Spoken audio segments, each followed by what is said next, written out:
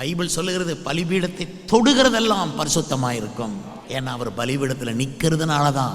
பாருங்க, வெள்ளிக்கிழமை பலிபீடத்தை நோக்கி வர்றாங்க மக்கள் ஜபத்துக்கு, கெத்செமனே ஜபம். சனிக்கிழமை உடல் சுகத்துக்காக வேண்டி பெதஸ்தா ஜபத்தை நோக்கி வர்றாங்க. இதெல்லாம் பலிபீடத்தை நோக்கி வர்றது. ஏன்னா பலிபீடத்தில் அவர் இன்னும் நிற்கிறார். கயிற்றினால் கட்டப்பட்ட ஒரு மதிலின் மேல் அவர் நிற்கிறார்.